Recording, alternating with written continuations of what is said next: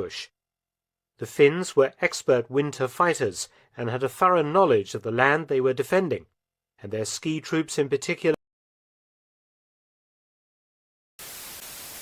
Olá pessoal, sejam bem-vindos ao meu canal. Meu nome é Natália, mas você pode me chamar de Nath. Eu adoro reagir e aprender sobre outros países, especialmente aqueles que são bem diferentes do meu, em termos culturais e econômicos. Então, se você gosta desse tipo de conteúdo, fica à vontade para se inscrever. Eu vou adorar ter você por aqui. Bom, nesse vídeo eu vou reagir à Guerra de Inverno 1939-1940, Finlândia versus Rússia. Então é isso, sem mais delongas, e vamos para a reação.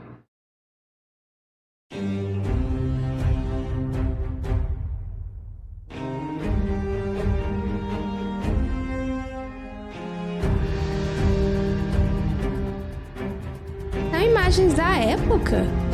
For 3 months during the winter of 1939 to 40, little Finland resisted the might of Russia and survived. No one thought Finland could have done so against the full military might of the Soviet war machine, but she surprised the world.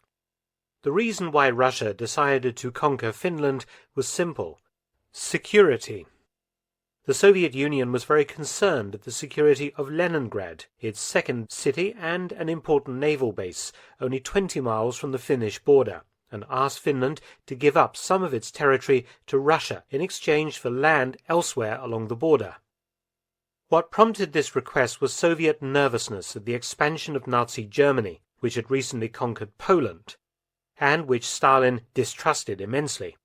The fear was that Germany, operating in concert with Finland, to which it was close anyway, might launch an attack on the Soviet Union. The Russians wanted to push the Finnish border back in the Karelian Isthmus, making Leningrad more secure, and also demanded a long-term lease on the port of Hanko. The Finns flat out refused. Finland used to belong to the Russian Empire until, following the Bolshevik Revolution in 1917, the Communists granted the right of self-determination to national minorities, including the right to become independent.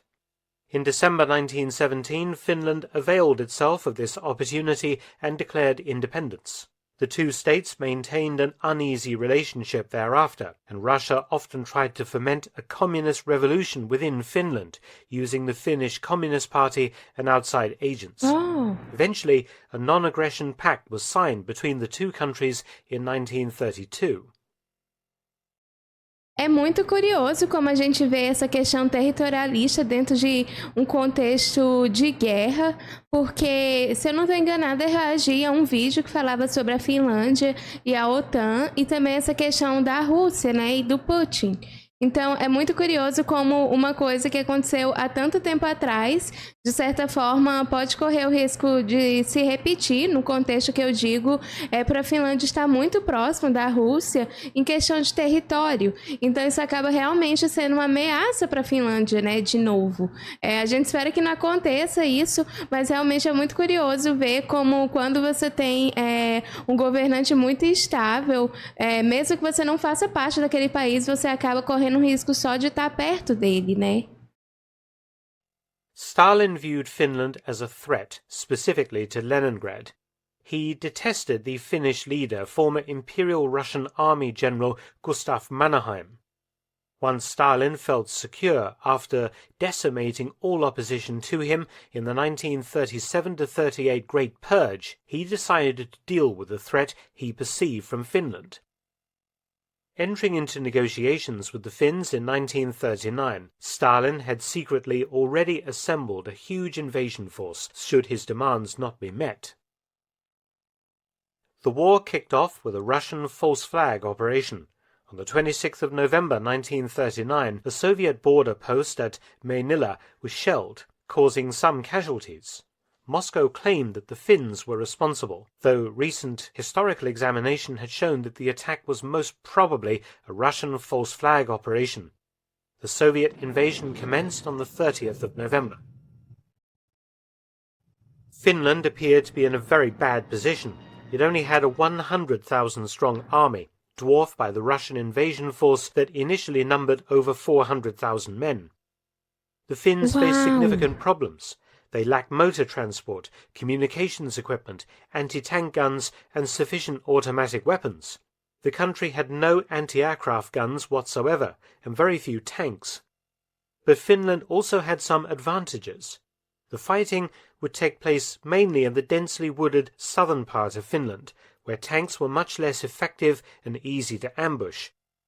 The Finns were expert winter fighters and had a thorough knowledge of the land they were defending, and their ski troops in particular.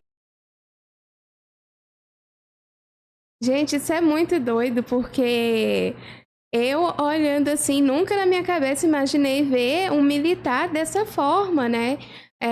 Usando esses trajes e com esse negócio no pé, realmente é uma coisa que não passa pela minha cabeça. Até porque a imagem que eu tenho de um militar, né, de alguém combatendo no exército, é algo totalmente diferente, justamente pela minha realidade de morar num país tropical. Mas quando você olha para isso, você vê como é a questão da necessidade do clima influencia também aqui nessa questão de estratégia militar. É muito doido pensar sobre isso. Would play havoc with the Russians, often operating behind their lines. The Russians, though well equipped, particularly with artillery and tanks, had some real disadvantages. Stalin's recent purging of the Soviet officer corps had removed almost all of the most capable officers, and would contribute significantly to the Red Army's poor performance in Finland.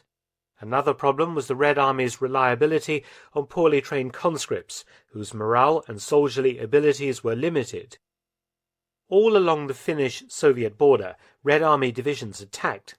The main Finnish defence was the Mannerheim Line, with 21,000 men defending it in depth across the Karelian Isthmus opposite Leningrad.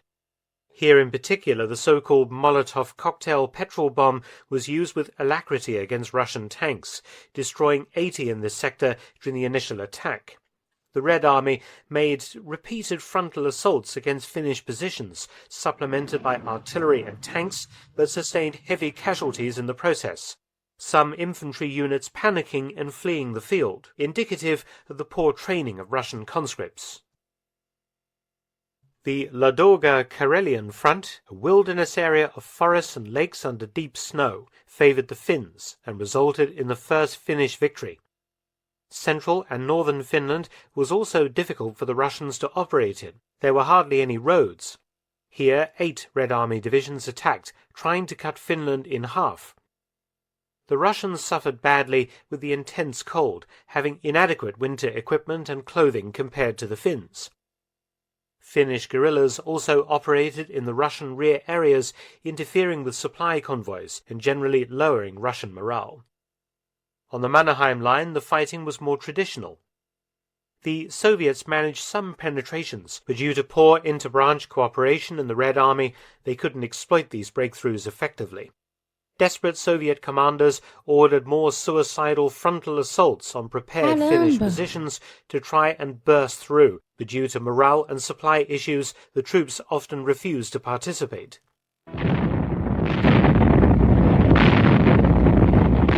North of Lake Ladoga, things looked grim for the Finns. Here, the Red Army outnumbered them 3-1 and had plenty of artillery and full air supremacy. Agora me chama a atenção e eu questiono o motivo é que a Finlândia, assim como a Rússia, tem um inverno extremo e porque os militares, né, o exército russo não estava preparado para um inverno extremo, já que na Rússia também tem um inverno muito extremo, né? Isso me chama a atenção, porque aqui a gente vê claramente que embora a Finlândia estivesse em desvantagem em questão de números, a Finlândia acabou maximizando os recursos e potencial através dessa estratégia, né, de conhecer bem o terreno, de conhecer bem o clima, estar bem equipado. Então, realmente foi adotada uma estratégia muito interessante aqui. Inclusive, talvez a gente tenha visto aqui, né, a teoria que na prática que é exposta em Arte da Guerra. Então, isso é muito curioso.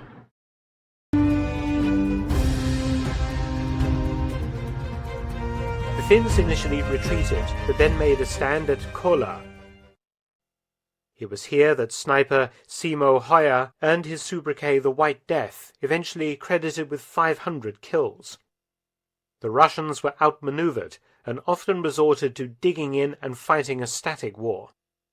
Finnish forces used raiding and ambushes to great effect, their white-clad ski troopers moving silently through the frozen countryside. In order to prevent the Russians from cutting Finland in two, the Finns put up a brilliant defense of the Suomussalmi region of lakes and wilderness forests. 2 Soviet divisions attempted to advance through this area, but in a month-long battle, one Finnish division was able to break up the Russian units, destroying them one at a time. Here, the Soviets took 7,000 to 9,000 casualties against only 400 Finns killed and wounded. The Finns also captured huge quantities of Soviet weapons and supplies, which they would use themselves, including dozens of tanks, artillery guns, anti-tank weapons, and rifles.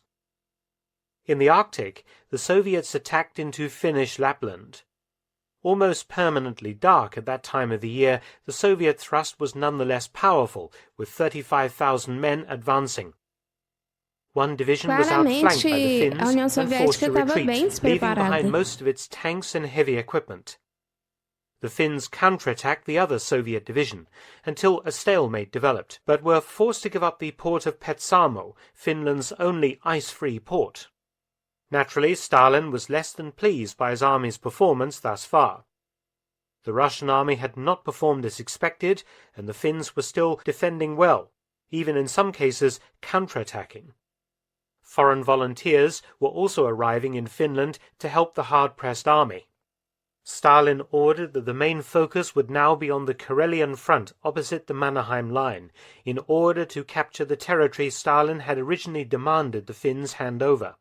Soviet forces staged training attacks and generally sorted themselves out, solving many of the problems they had experienced earlier, and with the arrival of new tanks and guns, they were ready to launch an enormous attack. The number of Red Army divisions was increased from 10 to around 25, totaling 600,000 men. On the 1st of February 1940, the fresh Soviet assault commenced. In the first 24 hours of the operation, Russian artillery fired 300,000 shells at the Finnish defenders, who numbered some 150,000 troops.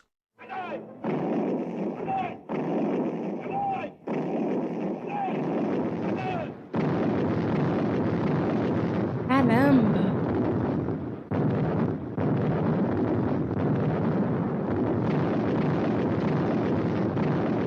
Using mass artillery strikes and infantry attacks supported by armor, the Soviets began to smash through the Mannerheim defenses.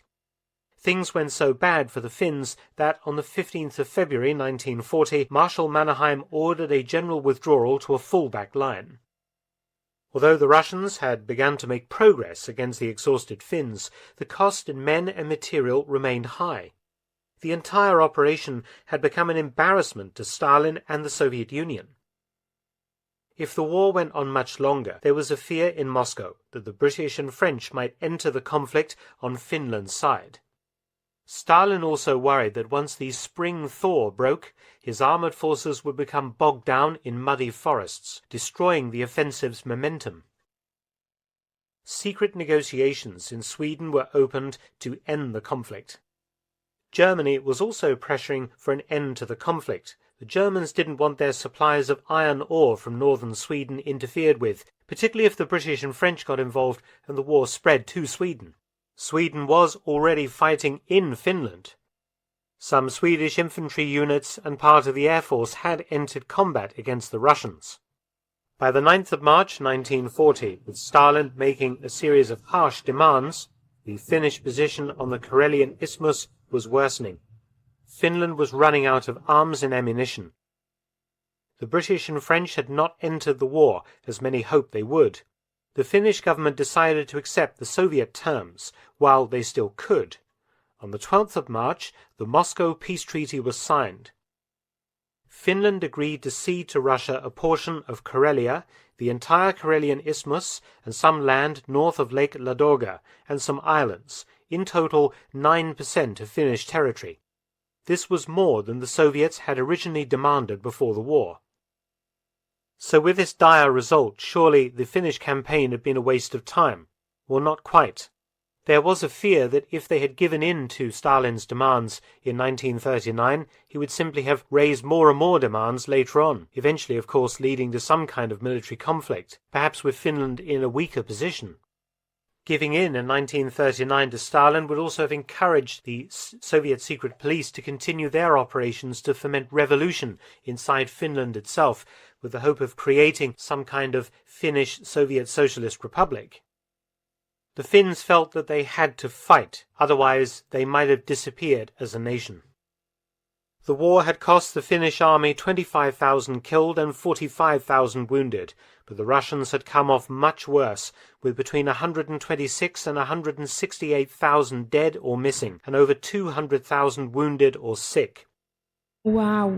The Finns had knocked out or captured over 3,000 Soviet tanks during operations. One of the important outcomes of the Winter War was the perceived weakness of the Red Army. Russia appeared to be a paper tiger, and this belief emboldened Hitler concerning his own plans of conquest in the East. Germany and Finland soon became allies. Finland would fight the Soviets again following the German invasion of the USSR in June 1941, and managed to recover all of its territory lost in 1940. But in 1944, it once again faced Russian invasion, this time by a much better trained and led Red Army. Dumping its German ally, Finland quickly negotiated a peace settlement with Stalin that prevented it being overrun and occupied by the Soviet Union. Thanks for watching. Please subscribe and share, and also visit my audiobook channel, War Stories with Mark Felton. You can also help to support both of my channels at PayPal and Patreon. Details in the description box below.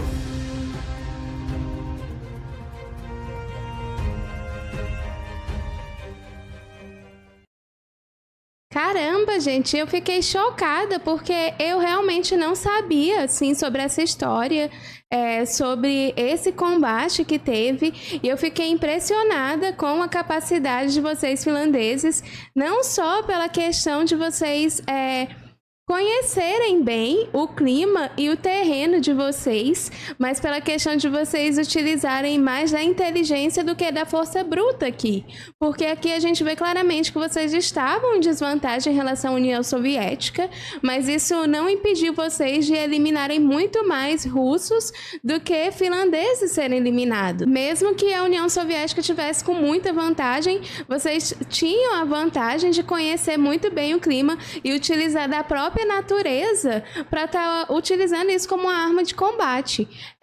Fora que eu não sei, eu posso ser equivocada, mas talvez tenha sido utilizada aqui uma estratégia chamada defesa elástica, que é onde você visa não bater de frente com o inimigo, né, para não ter muitas baixas, se não tenho certeza, mas eu tive essa impressão, mas realmente eu achei incrível isso, porque vocês usaram de uma forma muito, muito inteligente para maximizar os recursos que vocês tinham, que perto da Rússia não era muito, né, a Rússia estava muito mais em desvantagem.